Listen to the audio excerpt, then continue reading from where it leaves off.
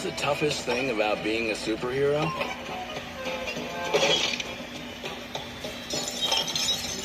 Trying to live a normal life.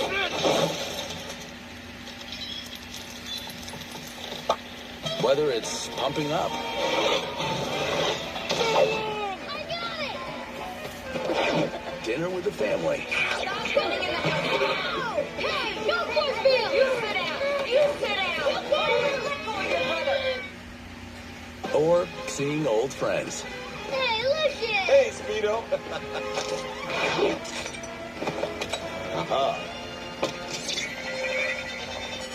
You are one distracted guy. I know you miss being a hero and your job is frustrating. I just want you to know how much it means to me. But you stay at it anyway. Honey, Hello, Mr. Incredible. about the job. We know who you are. Something's happened. We have a new assignment for you. What? Showtime. The supers aren't gone. You can still do great things. Leave the second of the world to the men? Honey, where's my super suit? Why do you need to know? I don't think so. Your suit can stretch as far as you can and still retain its shape. Virtually indestructible. Machine washable, darling. That's a new feature.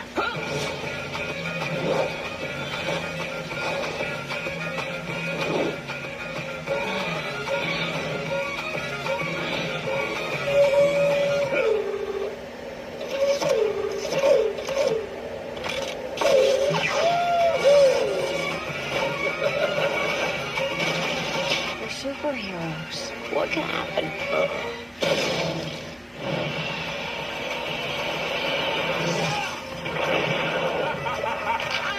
Oh, my back.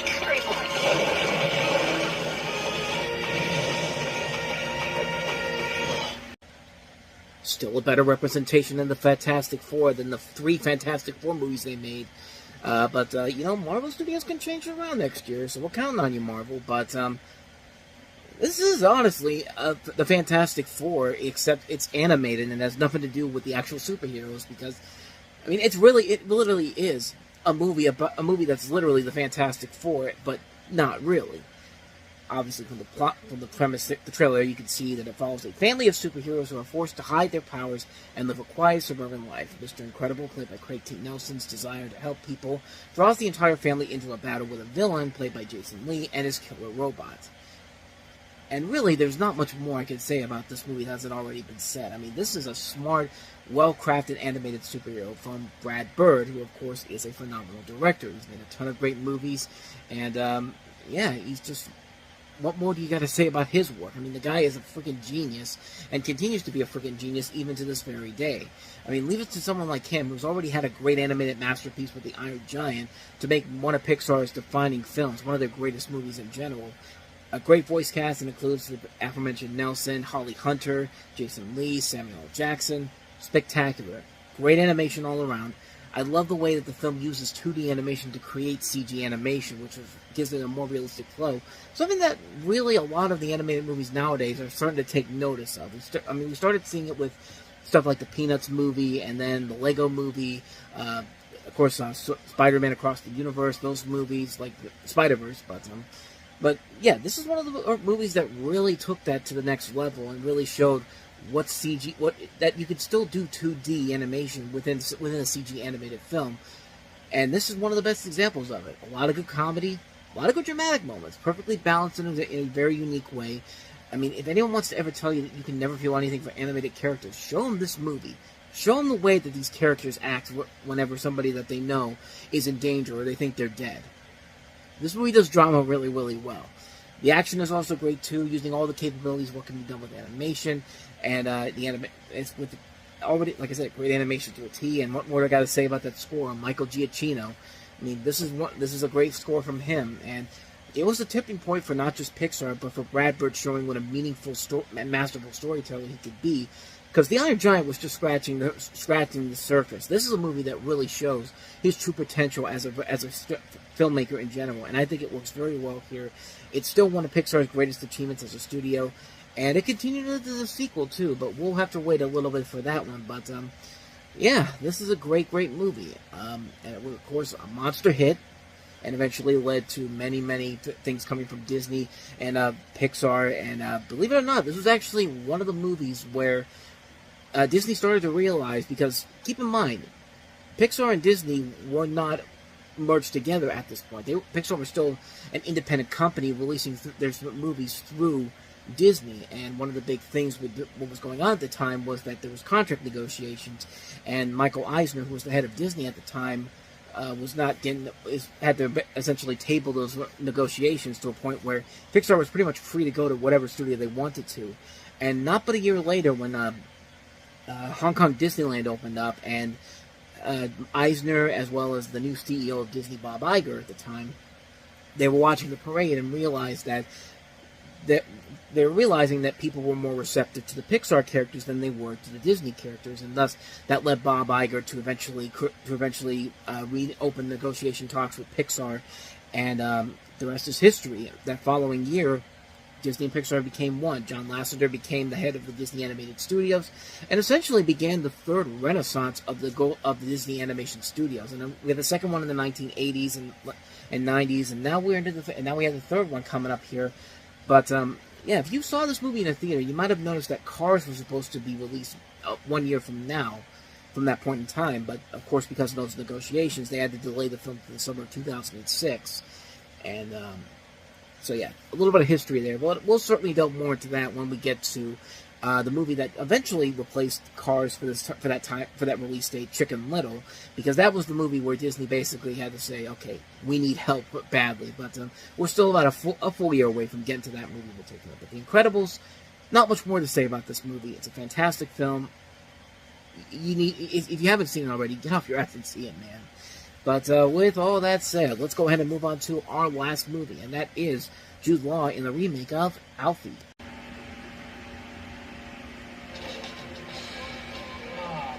I love this city. The most beautiful women reside in Manhattan. Just look around. How could a man ever choose to settle down with just one? Oh, Ryan, I'm so rude. I haven't introduced myself. I'm Alfie. I'm a blessed man. As a heat-seeking bachelor, I have to live by some very simple rules. To live life to the fullest, I need only enough to cover my modest expenses. Health is now priority number one. A few crunches. That's all I need. Never get involved with a single mom. Alfie, I love you. Oh, thanks, baby. Thanks, baby. Oh. Give me the thanks, babe. Oh. Do you ever deal on any real level? Why would I want to do something like that? Yay or nay? A pair of hot pink stilettos and you're good to go. Well, aren't you, Mr. Full Service? Why is it that I've never made your hit list? I took one look at you and I thought, this is way out of your league, little boy. Who are you two? I thought we weren't asking those kind of questions. I never mean to hurt anybody. You should do well. Alfie, you gonna be okay? What? Don't worry, I'm always okay.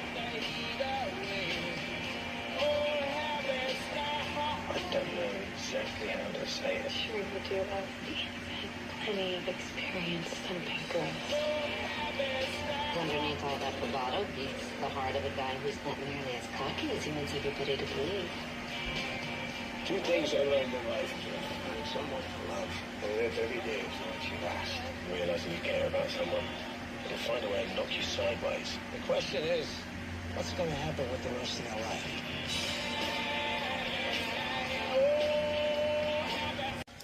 So finding it hard to settle down and committing himself to only one woman, Alfie, played by Jude Law, is a charming British bachelor and undeniable ladies' man who enjoys cruising the streets of New York as a limousine chauffeur. Almost impeccably dressed, the silver-tongued Casanova is irresistible. However, things take a turn when a night of unrestrained passion seriously tests Alfie's frivolous approach to life, and in the end, is he really happy? Above all, what is it all about then? Now, this is, like I said before, this is a remake of the 1966 movie starring Michael Caine, which also had a sequel to it in '75.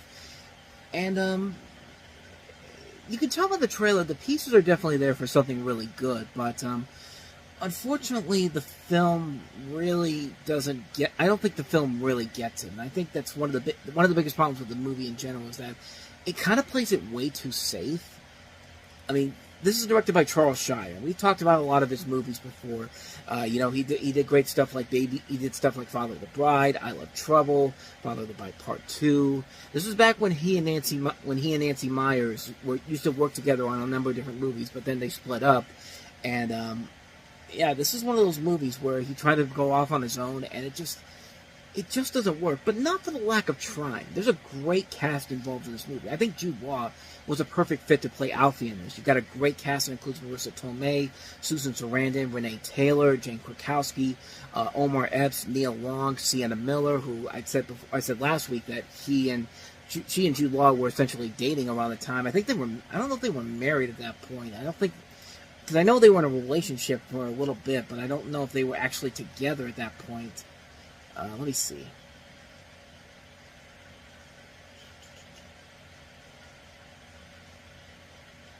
They got married on Christmas Day, but basically Jude Law had to apologize to Sienna Miller because he had an affair with his child's nanny. So, you know, kind of art imitating life in that situation. Is life imitating art in that situation, and those two eventually split up about 2 years after they got engaged. But yeah, the movie has a lot of elements where it could work. Jude Law is really giving it his all in the movie, but the film wants to have its cake and eat it too. It's just a movie that, like, people forget that the original Alfie was not just a movie about Michael Caine as this swooning, crazy, you know, sex-wheeling bachelor. Like, it was a movie that had depth to it. It was a movie that had a significance to it. If you want to say a social significance, maybe, mostly because of, like, I'm trying to find the type of words I want to use it. But this New York Times review I see here on Wikipedia kind of sets it up nicely, where it says that the new Alfie doesn't taste social significance, it just wants us to have a good time.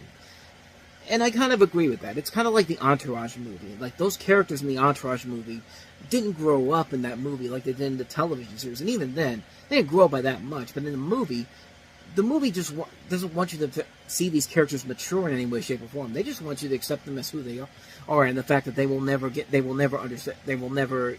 age or get wiser. Kind of like with the Sex and the City movies. Like, those Sex and the City and Entourage, those movies in particular really do feel like films that are the complete opposite of what the shows were trying to accomplish here.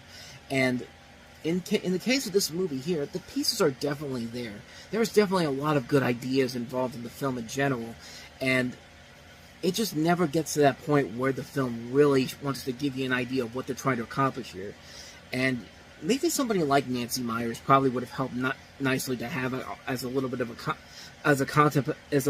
compromising element to the movie, where she can add her ideas to this. Like, I feel like when these two work together on Father of the Bride, it worked very well.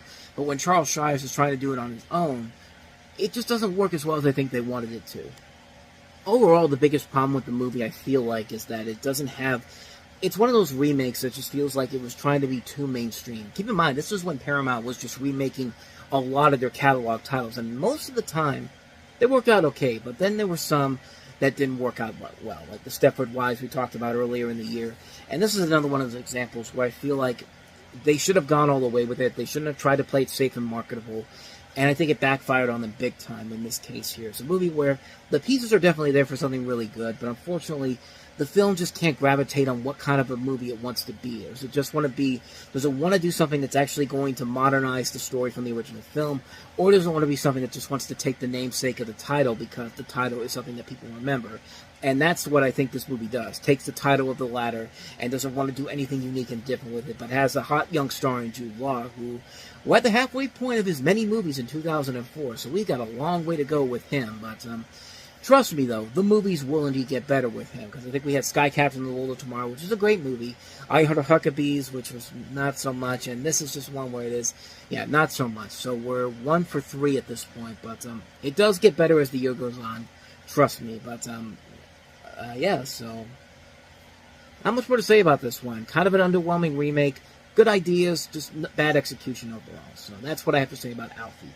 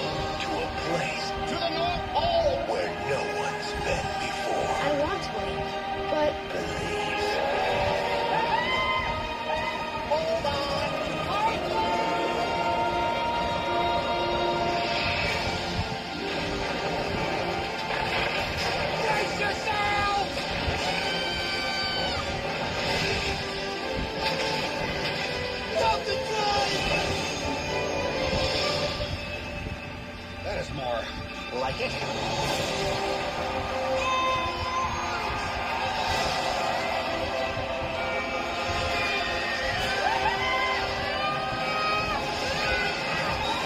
This holiday season, remember how it feels to believe. The Polar Express. One thing about trains. It doesn't matter where they're going. What matters is deciding to get on.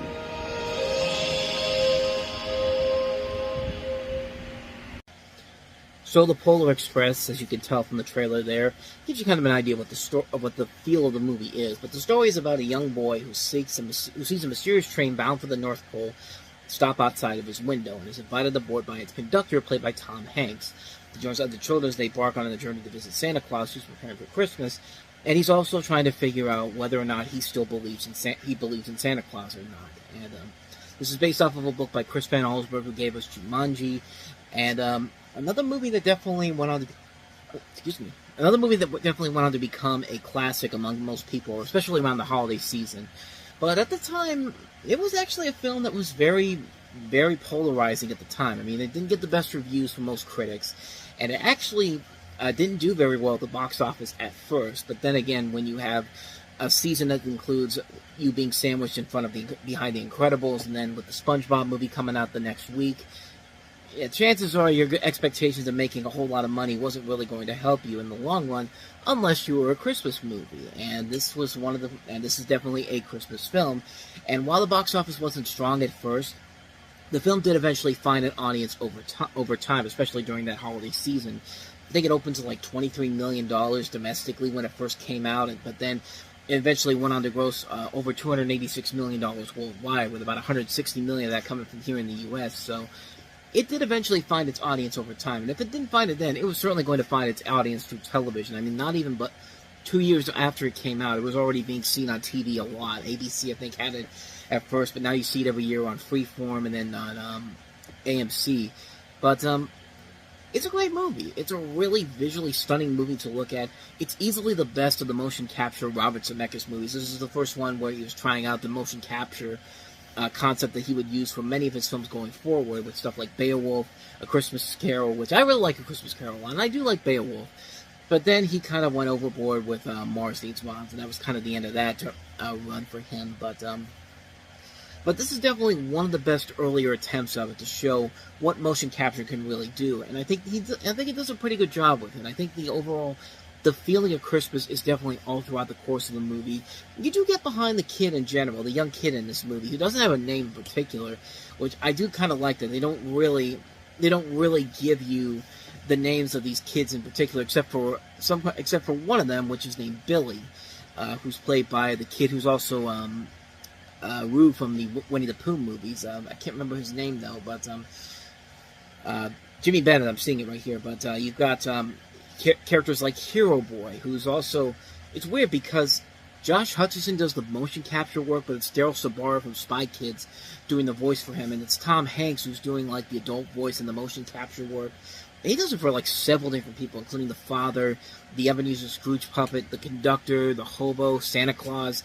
You also have a person named Hero Girl and a person named Know-It-All. Like, there are very few people in this movie that actually have names to them in general, and it's kind of a little bit of a distraction but it doesn't really matter in the long run, because the movie is giving you a very visual feel to it that really does feel impressive overall, especially if you see this on the big screen. Like, this was one of those movies that benefited from having IMAX 3D at the time, using it to really show off these incredible sequences of animation in general. Like, when they're, like, one of the best scenes in the movie is when the conductor, the boy, and the girl, they're on the front of the train, and they're about to go on this roller coaster aspect of the train, where it just starts off like going up a hill, and then as soon as it goes down, they go sliding down here, and it goes like it feels like you're on a roller coaster, and they end up sliding through an icy road, an icy waterway that eventually will break because one of the pins from the brakes accidentally falls off and hits the thing, and it just leads into some really cool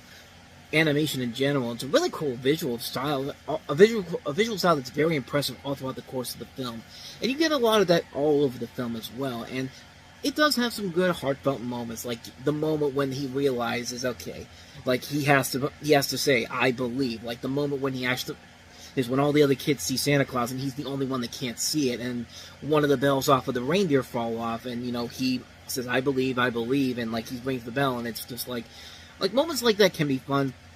It can get a little bit too emotionally manipulative at times. There are moments where you can feel like they're trying to force this to become the next big Christmas classic, and yeah, it can be very distracting at times. I mean, Elf, I think, worked as eventually became a Christmas classic because, movies like Elf, movies like Christmas Vacation, movies like A Christmas Story, and movies like Home Alone, they weren't really trying to force the Christmas classic onto you. They just wanted to make you feel like it was a holiday season, and it worked in those movies in particular, and you didn't really feel them forcing the holiday on you. This one definitely forces it on you, and it doesn't really ruin the ebb and flow of the film in general, but it's definitely a lot more noticeable in this particular movie. Plus, a lot of it just is really good. I love the music by Alan Silvestri. I mean, he's one of my favorite composers of all time. I mean, the song by Josh Groban, Believe, is still one of my favorite songs I like to listen to every holiday season. Like, every holiday season when this is on, I have to watch it at least once. So, it still has that lasting impact with me. It still feels like a movie that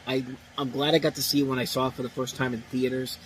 And it's a movie that has grown over time with me. It's a film that has become one of my favorite movies to watch every holiday. And it's just a terrific, fun film in general. A lot of times, but not enough for me to say it's a bad film by any means. It's still a really good Christmas movie. I really love it a lot. I can't recommend this one enough. The Polar Express. Definitely check it out this holiday season if you haven't seen it. So, with that said, let's go ahead and move on to some of the lesser movies that came out this weekend, because let's be honest, The Polar Express was the biggest of the wider releases. We'll get to some of the more notable limited releases coming up later on in the show, but let's start with one of the few other wide releases that didn't leave much of a lasting impact, including Brett Ratner's After the Sunset.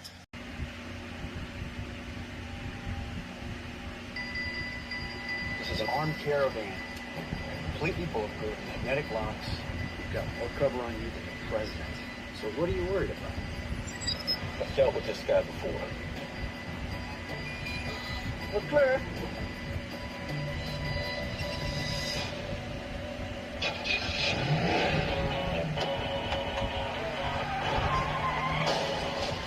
I love watching you undress. Did he tip you?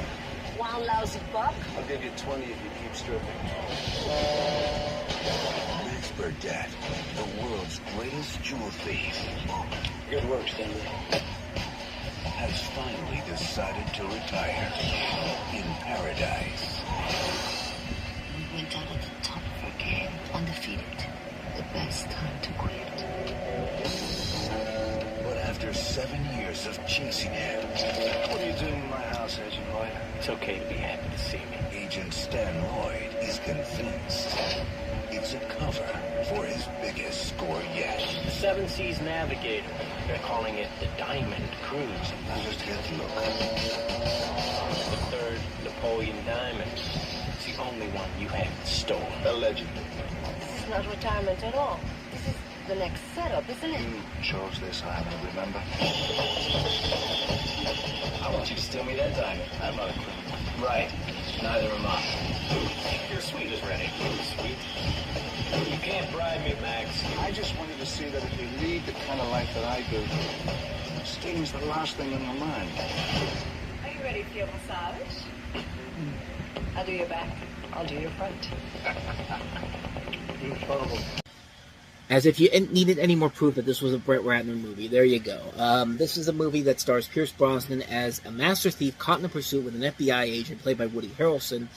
And Pierce Brosnan pulls off this heist, and then almost 7 years later, he decides to go with his girlfriend, played by Salma Hayek, and retire in the Caribbean. And Woody Harrelson doesn't buy the fact that he's just retiring from the law. From the master thievery. He thinks this is part of a master plan to steal this Napoleon diamond. And the trailer pretty much gives you everything you need to know here. And if you've seen movies like this, you know exactly where this movie is going to go. And because of that, the movie doesn't really work as well as I think they wanted it to. I mean, it's a good cast overall. Pierce Brosnan, Harrelson, Hayek, Don Cheadle. You got Naomi Harris in here as well. A good cast overall here. I do like seeing Brett Ratner do something very different that's outside of his norm, but this is definitely a film that feels more like what we see from Brett Ratner all the time, and it just doesn't really work as well as I think it should. I think a better script really needed to be placed into this movie, because you could pretty much predict everything that's going to happen from what happens on screen.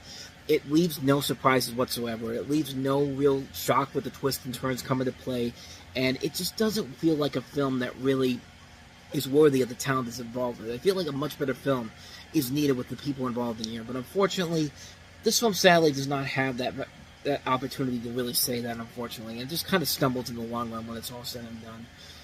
So yeah, overall, very disappointed with this film in general. I was actually kind of looking forward to it when it came out because of the people involved, because I did like Brett Ratner's work at the time, but this, not so much. Let's go ahead and move on to the next movie we have here, and that is the latest installment of the Child's Play franchise, Seed of Chucky. This Thanksgiving, before you stuff it, base it, and serve it.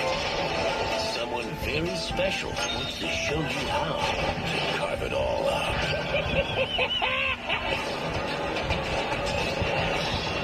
I am Chucky, and I dig it! Seed of Chucky. That's my boy. Rated R. Starts November 12th at theaters everywhere. Your first mistake was releasing this after Halloween, but then again, Child's Play 2, I guess, was a success before. It was after Halloween in 1990, but that's 14 years. That's 14 years ago, and this feels like the moment when the Child's Play franchise was sadly beginning to heading into the final run of its era. And in this movie, it's basically a follow-up to Bride of Chucky, and follows a young doll named Glenn, who is the son of Chucky and Tiffany, who resurrects his parents, causing chaos. And the chaos, it's about what you expect from a Child's Play movie in general. I mean, Brad Dourif and Jennifer Tilly are still having a ton of fun with this. Unfortunately, the rest of the movie in particular is really kind of lazy. Really doesn't really have enough of that fun, enough of the fun aspects that makes Chucky a ton of fun to watch. Like, this is one where it this movie continues to delve into, like, it started off as like a pure essential horror movie, but then eventually has evolved into this kind of hybrid horror comedy, which worked in Bride of Chucky's favor, but in this movie, not so much. It's a film that, like I said, when Brad Dourif and Jennifer Tilly are on screen in general, I think they work great off each other. I think they're great as these two characters. But the movie itself, the young kid is the kid in the doll they have, the kid they have, Glenn, who's played by Billy Boyd.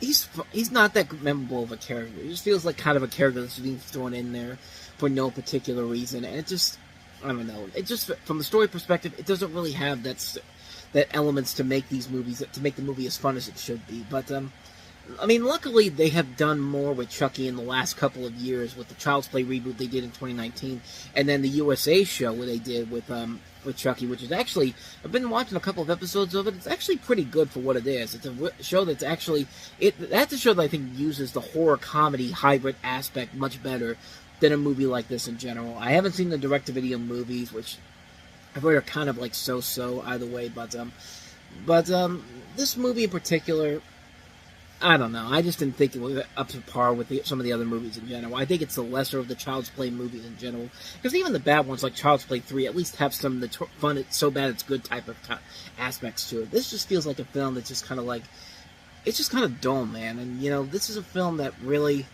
didn't, I feel like this is a film that just overstayed its welcome with the Child's Play franchise. But like I said, it did get better over time overall, starting with the 2019 reboot and then the Chucky TV series. But this was kind of like, everyone thought that Chucky was kind of dead at this point in terms of movies in general. But like I said, much after this movie came out, it did get better. It just took about 15 years to get to that point. But so yeah, not a big fan of Seed of Chucky. So let's go ahead and move on to another sequel that is not quite as good as it should be. Bridget Jones is back in The Edge of Reason. It's been 6 wonderful weeks, 4 fabulous days, and 7 precious hours. And to make it absolutely clear, 1 flawless boyfriend. Bridget, what on earth are you doing? Getting dressed. Are you dancing around in that tent? I don't want you to see any of my wobbly bits. So I happen to have a very high regard for your wobbly bits. Really? Hello? It's me. I just had a flashback, you do have a genuinely gorgeous bottom. Thank you. I'm actually with the Mexican ambassador and the head of Amnesty International and the Undersecretary for Trade and Industry, and you're on speakerphone. Oh. Ever thought about doing it in the dark with a total stranger? No, all right then. Perhaps not a total stranger. Back off, Cleaver. I'm a serious journalist. In a stupidly short skirt. Oh, do you like it? Hey, Caesar. Could you step outside, please? Oh, no, it's not possible. You must still love me. There's nothing like love. Are you going in, Cleaver? To send you. Coming with me. I mean, I think you can kind of see a lot of the problems in that trailer there. This is this is a typical comedy sequel, and not a good comedy sequel. Like, even the British know that hey, we can make great comedies, but we're not too far away from making bad comedy sequels like we are in the U.S. But yeah, this is a story that takes place 4 weeks after the first movie, and already Bridget Jones, played by Renee Zellweger, is being uncomfortable in her relationship with Mark Darcy, played by Colin Firth. Apart from discovering that he's a conservative voter, she has to deal with a new boss, strange contractor, and the worst vacation of her life. Oh, and Hugh Grant is also back as Darcy, too, as the synopsis here doesn't want to bring that up, but yeah, this is definitely one of those movies that feels like the typical comedy sequel. It's definitely lesser than the original film, and it feels like it's going for too much more slapstick and silliness, and just a bad script in general. Like, it really does not give her a legitimate, Bridget Jones a legitimate reason to leave this guy that she was swooning over in the first movie. Yeah, it just didn't work. The jokes really in this are not that funny. Even the best scene, which was from the trailer, where you see Colin Firth and Hugh Grant fighting each other in the water fountain. Like, that's a fun little scene in general, but it's a very quick scene too. But it's a very quick scene. It doesn't really give you a whole lot in general in the long run when it's all said and done. It just feels like the whole movie is just like, hey, the first movie was a success. We got to make a sequel right away. We don't care how good the script is. Just get a sequel out there. And unfortunately, this is what happens after that. But this is what happens because of that. It's just a movie that really wasn't as good as it should have been. And it's a shame, because I like the first Bridget Jones a lot. I haven't seen Bridget Jones' Baby, but I had never really had a keen interest in actually checking it out. But I'll eventually get to it once we get to that film about 12 years from now. But as of right now with Bridget Jones, The Ezra Reason, it's not a good movie. It's really a lackluster sequel in general. I felt like it was being made because the first movie was such a big hit, and it felt like they felt obligated to make a sequel. So yeah, that's Bridget Jones, The Edge of Reason. So let's get back to some good movies again. Let's start with Johnny Depp in Mark Forster's Finding Neverland. Who is a fairy, right? And this girl calls herself Tinker. That is Neverland.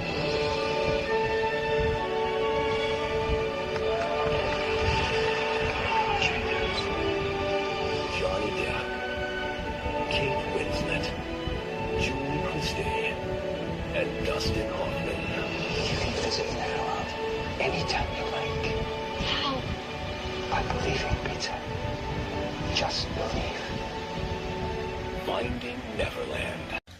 So in Finding Neverland, you have Johnny Depp playing playwright J.M. Barrie and his relationship with a family who inspired him to create Peter Pan, with Kate Winslet, Julie Christie. You also have Rhoda Mitchell, Dustin Hoffman, and the introduction of Freddie Highmore, who would later be with Johnny Depp again in the summer blockbuster Charlie and the Chocolate Factory in 2005.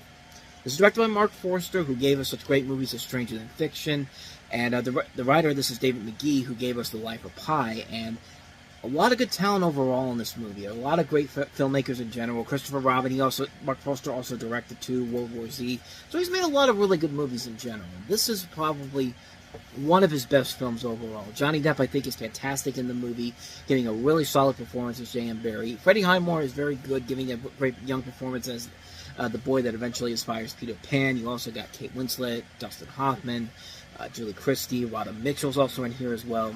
Terrific cast.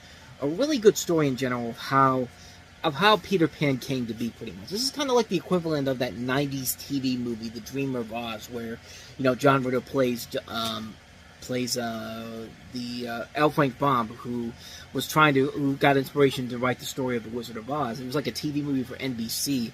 It feels like that type of movie with this film, except done on a grander scale with a bigger budget and much bigger names attached to it. And done very well. I think it's a very solid film, visually pleasing to look at, shows a lot of the potential of its writer and director, who will later go on to give us more great movies down the road. It's a terrific film. I can't recommend this one enough, Finding Neverland. So with that said, let us move on to the last movie we have here, which is Kinsey.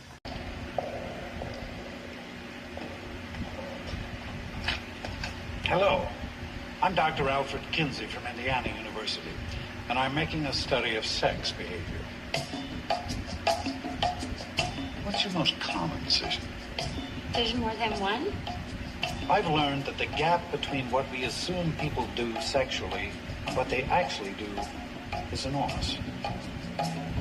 How young were you when you first experienced hugging, necking, petting? What did you dream about? That's why a study of this kind is so important. All we have is what people like you are willing to share with us. Does suppressing 2 or 3 times. No, only once. A day. I think about my cat. Lead to stuttering? A lot. TMI, lady. TMI. This is Kinsey, which is basically a story about the life of Alfred Charles Kinsey, played by Liam Neeson, who was a pioneer in the area of sexology.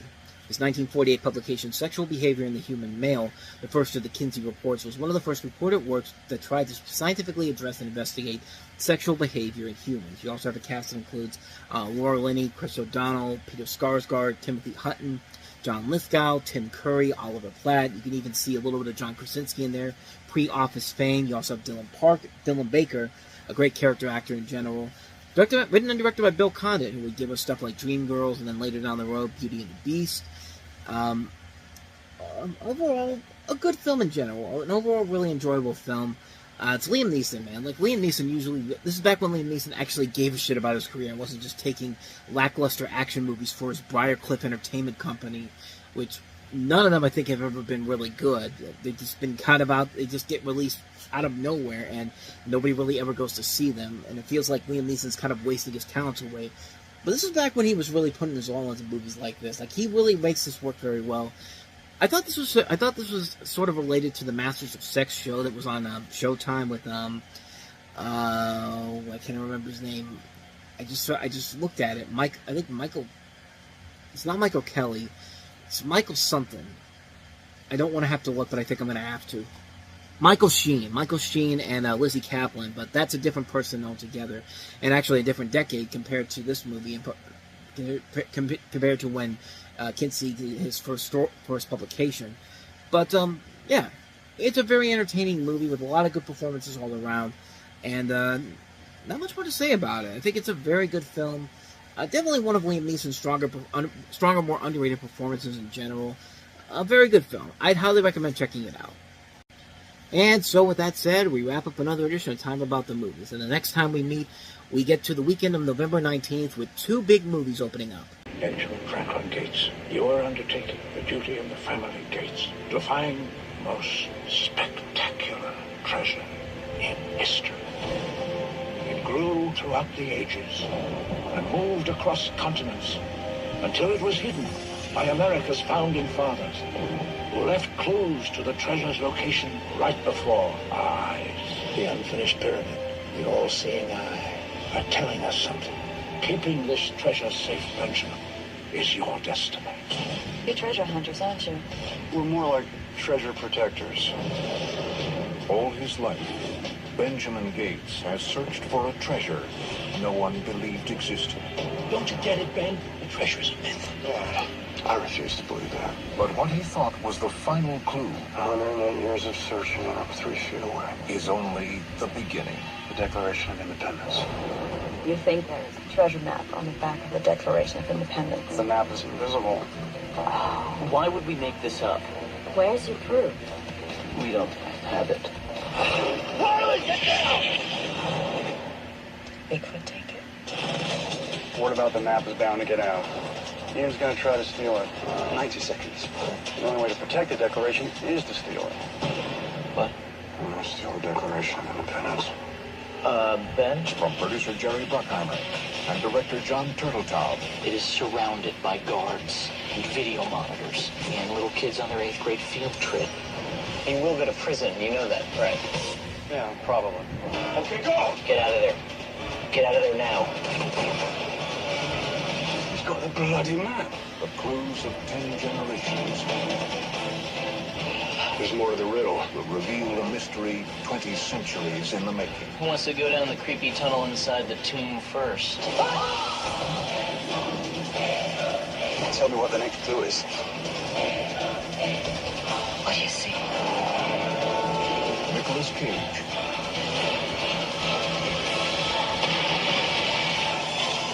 National treasure.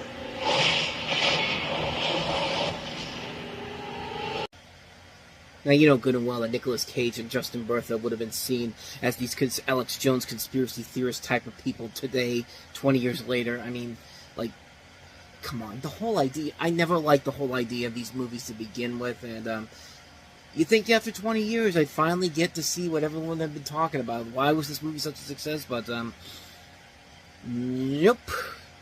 20 years later, I still don't get why the hell this movie was a success. In the film, you have Nicolas Cage playing Benjamin Franklin Gates, a historian, along with a computer expert and an archivist. I think that's how you pronounce it. Archivist. She's played by Diane Kruger. So, anyway, they're searching for a massive lost Freemason treasure, which includes a map hidden on the back of the United States Declaration of Independence. And Sean Bean is in here, so I think you pretty much tell what's going to probably happen to him in this movie. He doesn't die.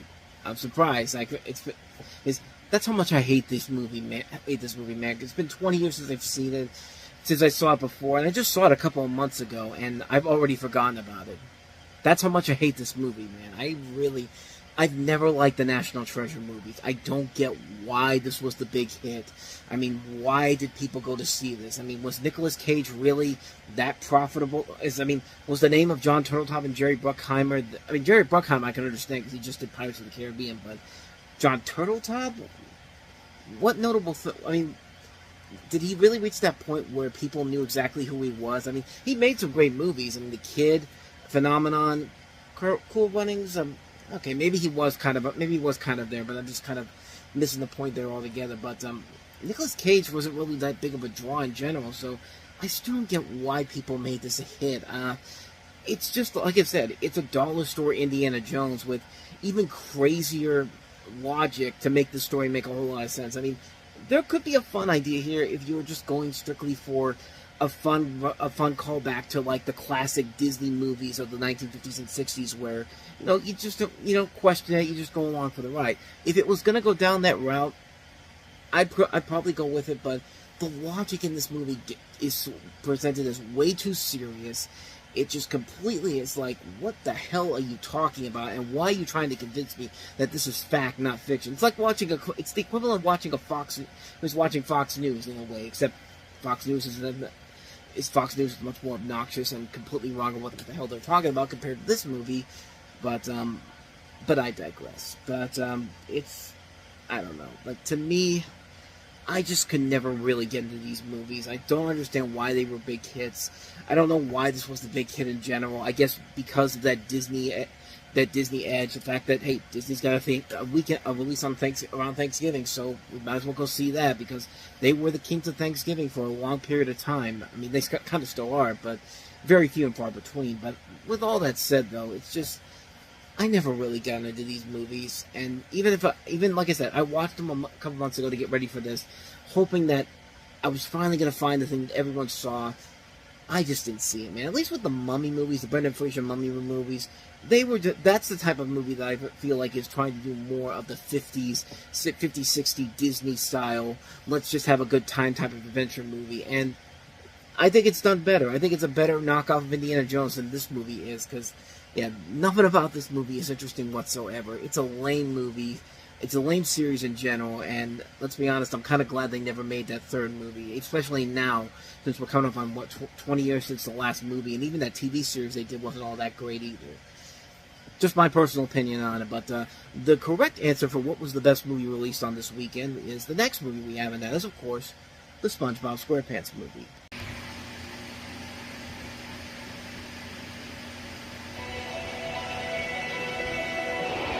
Since the beginning of time, mankind has searched for answers to the big questions. Where did we come from? their life after death. Are we alone? But today, in this very theater, you will be asked to answer the ultimate question. Who lives in a pineapple under the sea? The SpongeBob SquarePants movie.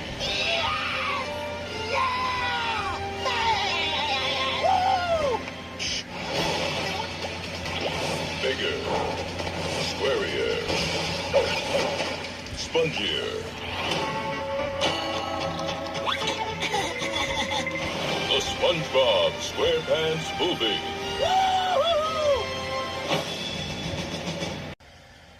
No, really. Why was this movie not the big hit of that weekend? Why was National Treasure beating this movie? Just why? I don't get it. I mean, the marketing campaign was huge at the time. I mean, Burger King went all in on a thing. They had, like, SpongeBob big, like, SpongeBob floats outside of the Burger King that people literally stole. And Burger King actually offered them a limited, I think it was a year's supply of Whoppers, I think, to give them back. And I don't think anyone ever did. You can probably still find them on eBay, quite honestly. But you know, you saw the commercials all over TV. The marketing campaign was amazing, and it began late in the year before, in 2003, with probably one of the greatest teasers of all time.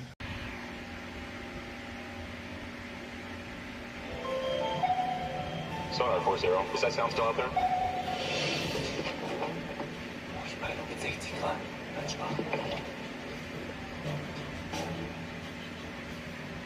Got mine. What do you got? What's going on, Jonesy? I can hear him. What the hell is it? Splashes. 3,000 yards, closing awfully fast. Mother of God. Don't you just love playing submarine, Gary? Prepare to die!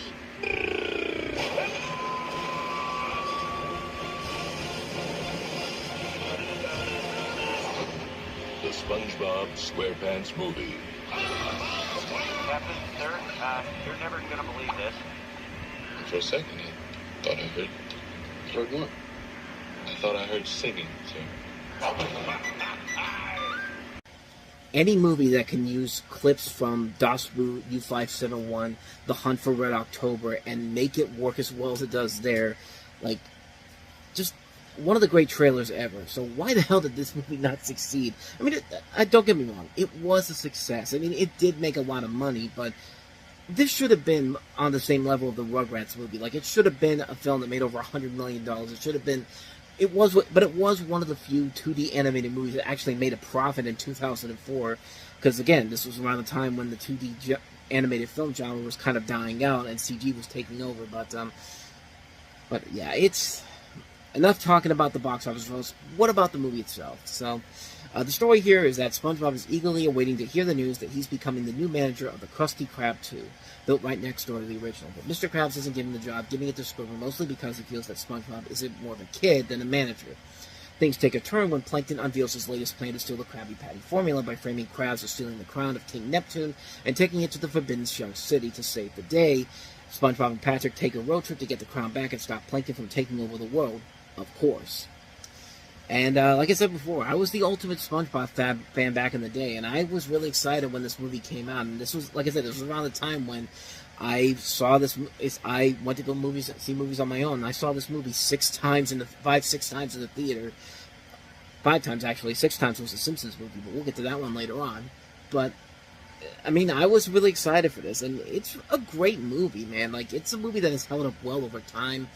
The animation is really good. They really did put the time and effort to give this movie a bigger theatrical feel to it, unlike some of the other movies that we talked about from Nickelodeon that were basically just things that were taken originally from television and then blown up for the big screen, when clearly they weren't meant to be that way.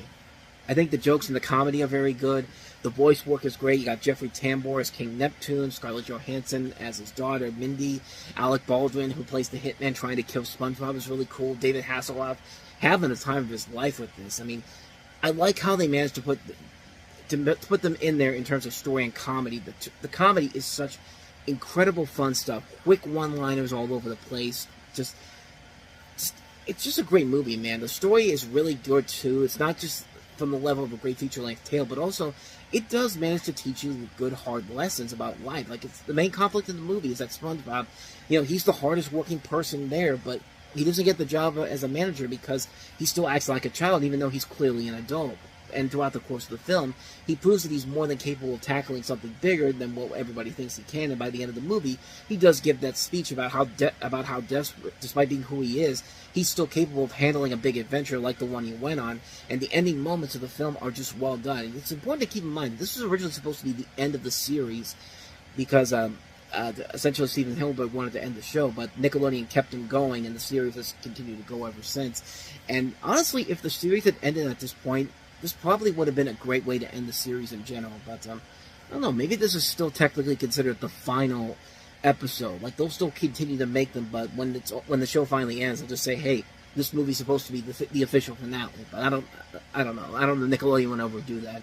Kind of like with The Simpsons. Like, The Simpsons will probably never really get canceled, but as long as it's still entertaining, I'll still watch it. It's like that with The Simpsons, too. I think The Simpsons is still very entertaining after all these years.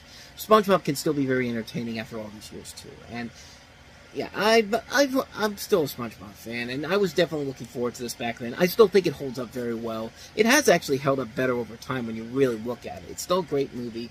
It intends to do that job, and it does it very well, and has led to mostly pretty good movies. Mostly, except for the spin-off film that just came out recently, Saving Bikini Bottom. But if you want to learn more about that, I actually just did a review for it on talking about the movies, which you can go ahead and take a look at the corner right there. And avoid that one, that movie up there. But the SpongeBob SquarePants movie is a great film.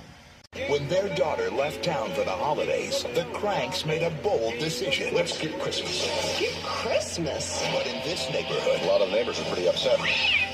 Christmas isn't just a tradition. Time to put a frosty. Free frosty. We just want frosty.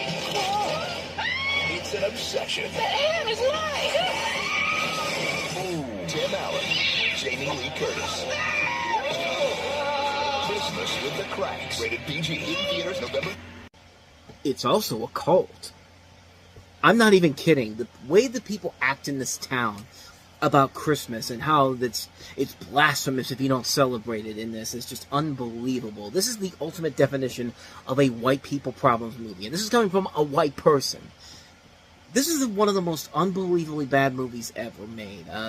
This is a film that I said last time, some people debate whether or not this is even worse than Surviving Christmas. And, honestly, Surviving Christmas is bad, but this might be even worse, and that's really saying a whole lot. In this, you have Tim Allen and Jamie Lee Curtis, who play a couple who, essentially, they decide to skip Christmas one year since their daughter is away. Their daughter, played by Julia Gonzalo, she's going off to Peru for a assignment in the Peace Corps, and, they decide, let's skip Christmas, let's go to Hawaii, and, in any other sense, it would make a lot of sense. I mean, the family's not there together. They don't really want to celebrate the holiday in general, so go somewhere else. Take time for yourself. Not in this neighborhood. The neighbors really hate it, and they do whatever they can by any means necessary to force Christmas down on them so hard to the point where it's literally heading into stalker territory. This is like a neighborhood that run by Fox News or anchors. I mean, it's pretty much that. Like, it's pretty much on that level. Like, if you even say, don't even say Merry Christmas and say Happy Holidays, like, you would be surprised. I would guarantee you they'd pull War and Christmas crap on you.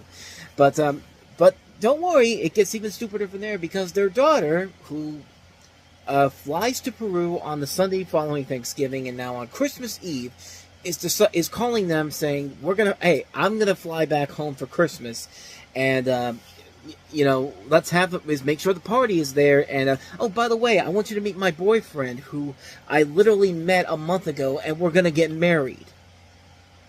That literally happens in this movie. But it gets even crazier from there, because now they have to scramble to get all the stuff together after literally alienating the whole town, which really they're the ones that aren't the guilty party here. It's everyone else that keeps forcing their ideals on them about the fact that you can't skip Christmas, you blasphemer. But then when they need it the most, it's just like, hey, it's just like, we don't know. Like, it's like, the movie is literally, we don't know. Just, are you entertained by it? Are you sitting in the chair? Have you not gotten out of your seat yet? We got your money already, so so thank you for that. But I'm just kind of rambling on you, but you get the point. This is a horrible movie. A horrible movie with a bizarre group of people involved in here. You've got Joe Roth, the head of Revolution Studios, who directed this movie. One of the 3 films he directed, including America's Sweethearts, which, and Freedomland, which was, meh. This is easily his worst film, though. But this is written by Chris Columbus, who gave us Home Alone, and, The Goonies, and Gremlins. And this is based off of a book by John Grisham, too. At what point did any of this, did you think that this was based off of a John Grisham book? Because I can tell you, I certainly never would have figured it out. No, it's actually based off of a book called Skipping Christmas, which is one of his rare comedic novels, and I guess somebody at Sony said, we got to make a movie off of this. John Grisham, hey, you got to make something Christmas related because the money's going to keep coming in with reruns on television years down the road. I mean, it's one of the reasons why movies like Deck the Hall still get played on television, or Surviving Christmas. Bad Christmas movies that have the power to stay on TV for numbers of years later because, hey, we have cable television and reruns all over the place. That's why movies like Love the Coopers still gets played on Freeform every holiday season. A movie that you didn't even know even existed until I mentioned it. But the movie is bad. Like, say what you will about the Santa Claus movies and how the quality got lower and lower with each passing film. Those movies are still much better than anything in this garbage because as much as you hate the neighborhood for really just cramming their ideals down on these two people, the Cranks are just as bad as they are. I mean, like, not Jamie Lee Curtis in particular, but mostly Tim Allen, who's just playing essentially who Tim Allen is now, kind of an asshole. And, like, yeah, Tim Allen may have done a lot of great things in his career, playing Buzz Lightyear, starring in Galaxy Quest, a lot of great movies, but you know what? The guy's kind of an asshole in real life, too, and I guess this movie, perfect casting for him, I guess, but the movie just gets really stupid. I mean, this is just an unbelievably illy put together, badly made movie that tries so hard to ripen these cheap emotional moments out of you. Like, one of the characters ends up getting cancer, and they use that as a tactic for you to start crying and get tears, because this could be their last Christmas together. It's just like, I don't give a crap. I don't care if it is Austin. I don't care if it is Austin. Is it Austin Pendleton? Like, I don't care if it is Austin Pendleton. No, it isn't Austin Pendleton. I'm sorry. Like, no, that's the I'm thinking of Emmett Walsh. I'm sorry. I'm sorry, Austin. I didn't mean to criticize you. Let's be honest. You're probably one of the best things about the movie, honestly. Even though you don't really have that much to do. But Emmett Walsh. I'm saying it like Emmett Walsh is a bad person. But he's not a bad person. It's just this is a poorly put together movie that just goes for the cheapest levels of comedy, the cheapest aspects of Christmas, and it puts this whole idea like, if you don't celebrate Christmas like everybody else is, we're going to shun you and make you regret ever wanting to live on this planet. I mean, and those cheap emotional moments are so tacky and so corny. Like, in some ways you can agree with why Tim Allen is so frustrated because my daughter decided out of the blue 12 hours ago to just call and say, I'm coming home for Christmas. Make sure you have all the shit I want. And we have to scramble for this. Like, yeah, it makes for cheap comedy hijinks. And yeah, he's acting like an asshole about it. But you know what? You tend to agree with him because you literally just pull this rabbit out of your hat at the 11th hour. And like the movie's just like, no, he's the bad guy. You're supposed to feel bad you're supposed to not feel bad for this guy. You're not supposed to feel good about this guy whatsoever. It's just like, no. Like, I understand where he's coming from. Yeah, he's naturally going to learn a lesson, and he should be upset too. Like, the fact that he had to do this over half a day. He has to go find a tree. She has to go find the hand that she wants. They have to find all the decorations I guess, destroyed. The movie, the plot continuity makes no sense in this, but no, it gets even the side characters are badly written too. Dan Aykroyd, this is just one of his bad movies. Eric Sullivan, who plays his son, Dewey from Malcolm in the Middle, he comes off in the beginning as this, slick, smart-ass kid, and he thinks he knows everything, but then when a criminal is caught by the two police officers, played by Cheech Marin and Jake Busey, he's too stupid to figure out that the criminal is playing a con on him, and just lets him go inside of the Crank's house and start stealing shit. Like, that's a plot point that goes nowhere. Austin Pendleton, like I mentioned before, he's this random guy who's like an umbrella salesman who somehow knows everybody, and it actually turns out to be Santa Claus. This is a plot point that comes in 20 minutes before the movie is over.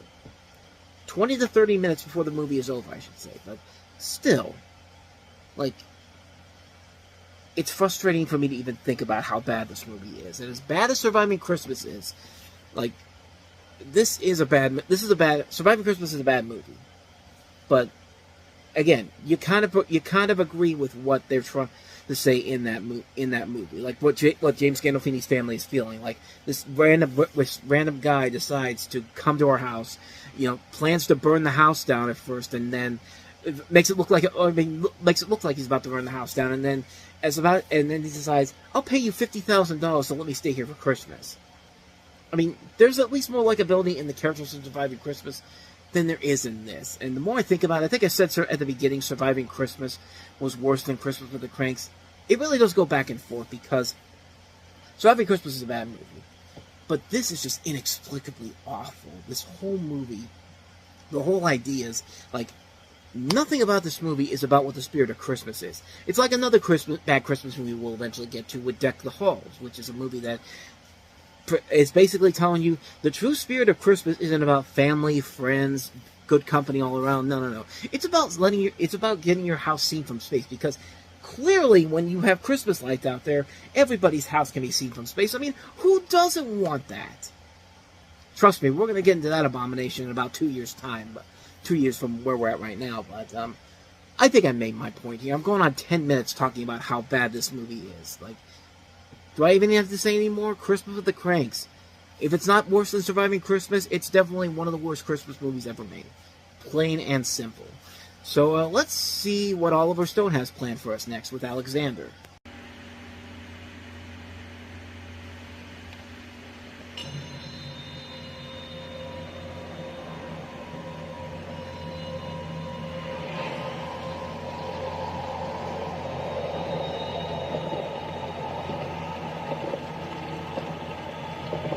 By the age of 25, he had conquered the known world and changed the course of mankind forever.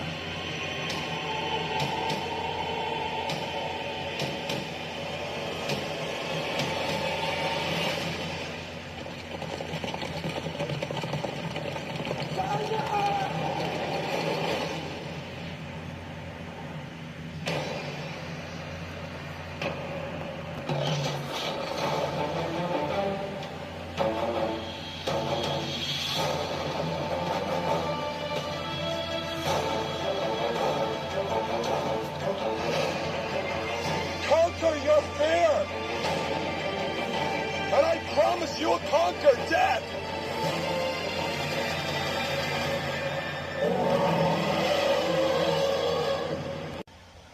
And it was all downhill from there for Oliver Stone. I mean, this guy who had made a lot of great movies before this, some misfires here and there, but was still seen as a reliable director.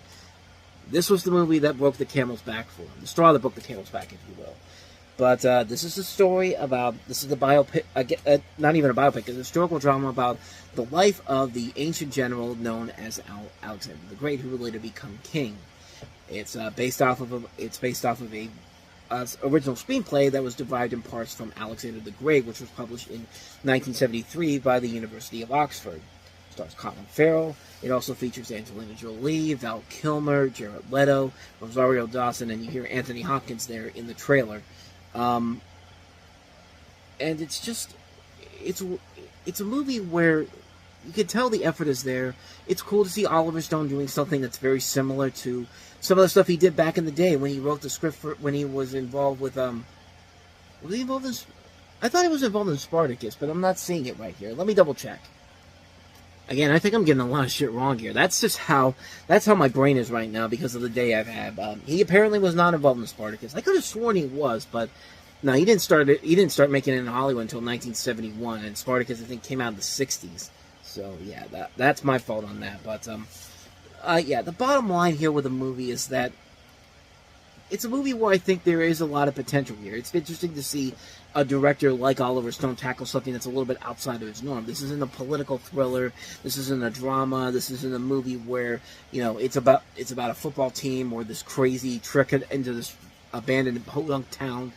This is something that's outside of his norm, and it could be interesting to see him tackle a bigger project than this. I mean, we already saw it earlier in the year with another Warner Brothers epic historical film with Troy, which was a really good film directed by Wolfgang Peterson.